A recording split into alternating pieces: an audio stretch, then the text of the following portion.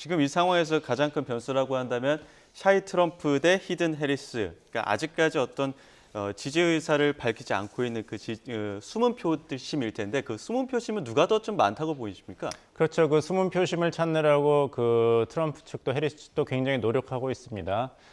이게 서로에게 유리하면서도 불리한 여러 가지 요소가 있는데요. 하나씩 설명을 드리면은 소위 샤이 트럼프가 있어서 여론조사에서는 트럼프 지지를 밝히지 않지만 투표장에 가서 꼭 투표하는 트럼프를 지지하는 후보들이 있다. 이런 것이 있죠. 그런데 이제 선거 전문가들은 이 샤이 트럼프는 이제 더 이상 없다. 왜냐하면 트럼프라는 정치인이 처음 등장한 것도 아니고 2016년에 처음 대선에 나왔을 때는 샤이 트럼프가 있었고 예. 크게 작용을 했지만 지금이 세 번째 대선이거든요. 그래서 이미 한 번 현직 대통령을 경험한 후보이기 때문에 더 이상 내가 트럼프 지지라는 것을 여론조사라든지 공공장소에서 숨기질 않는다. 샤이 트럼프는 이미 다 여론조사에 반영되었다. 예. 이것은 어떻게 본다면 이제 민주당의 해리스 후보한테는 굉장히 반가운 소식이죠. 예.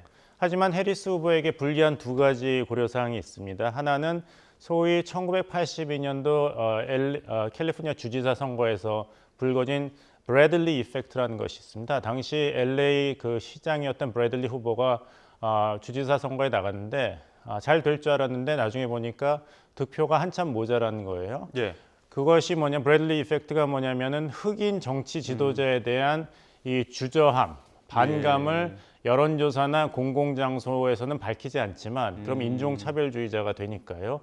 투표장에 가서는 흑인 지도자 아직 이르지 않은가 하고 투표를 안 한다는 거예요. 근데 예. 카말라 해리스 후보가 흑인 여성 후보지 않습니까? 예. 그런 것이 작용한다면 민주당에게 불리하게 작용할 것이다. 지금 여론조사에는 반영이 안 됐지만 예. 두 번째는 힐러리 이펙트라고 있습니다. 힐러리 클린턴 민주당 대선 후보가 2016년에 나왔을 때 유권자들이 너무 완벽하고 똑똑하고 강한 여자를 정치 지도자로 선발하는 데는 주저함이 있다.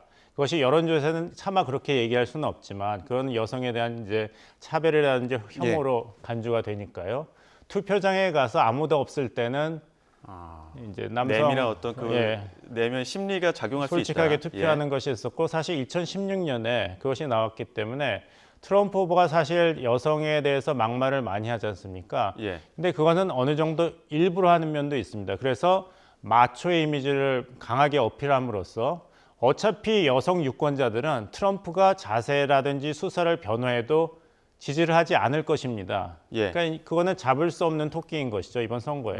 그럴 바에야 나를 지지해 줄 수 있는 고졸 이하 학년의 백인 남성 유권자들인데 확실하게 어필하는 것입니다. 예. 그래서 유세장에 가면 프로레슬러였던 헐크 호간이 나오고 키드락이 나오고 정말 남성 마초를 대변하는 그런 인물들만으로 유세장에 쫙 나와서 이러다 여성 유권자가 안 오면 어떡하냐 하지만 여성 유권자는 어차피 나를 안 찍는다. 나는 집토끼를 잡아야 된다는 것이죠. 그래서 만약에 이 브래들리 이펙트와 힐러리 이펙트가 강하게 작용한다면 여성, 흑인, 아시아계 후보인 민주당의 카멀라 해리스 부통령에게 불리하게 작용할 것이고 샤이 트럼프가 그동안 대선을 두 번 치르면서 공화당 지지자층으로 표면적으로 돌아섰다면은 트럼프 후보에게는 이게 불리한 현상입니다.